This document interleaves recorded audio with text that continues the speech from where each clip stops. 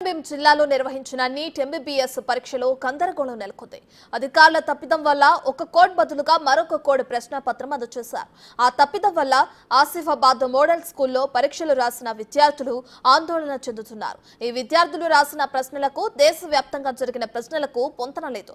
దీంతో అధికారుల తప్పిదం వల్ల తమకు నష్టం జరుగుతుందని విద్యార్థులు ఆందోళన చెందుతున్నారు. తమకు న్యాయం చేయాలని విద్యార్థులు కోరుతున్నారు.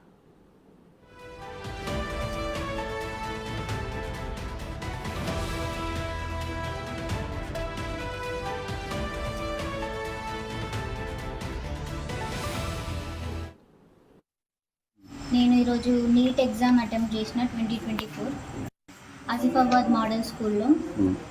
నేను ఈరోజు రాసిన నీట్ ఎగ్జామ్ పేపర్కి ఇంకా వేరే సెంటర్స్లో జరిగిన నీట్ ఎగ్జామ్ పేపర్కి అస్సలు ఒక్క క్వశ్చన్ కూడా మ్యాచ్ కాలేదు.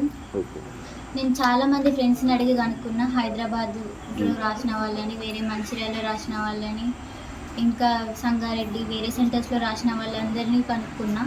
వాళ్ళ క్వశ్చన్ పేపర్ మొత్తం వేరే ఉంది. ఓన్లీ ఆసిఫాబాద్ మోడల్ స్కూల్లో జరిగిన క్వశ్చన్ పేపర్ మాత్రం వేరే ఉంది. ఓకే, నీట్ ఎగ్జామ్ టోటల్ మన country total question paper same కదా? కొమరంభీం డిస్ట్రిక్ట్లో నా సెంటర్ పడింది. NEET exam రాసినాను. లాస్ట్ ఇది నా థర్డ్ అటెంప్ట్. 2 ఇయర్స్గా నాకు ఇట్లా జరగలేదు. మాది M6 పేపర్ వచ్చింది.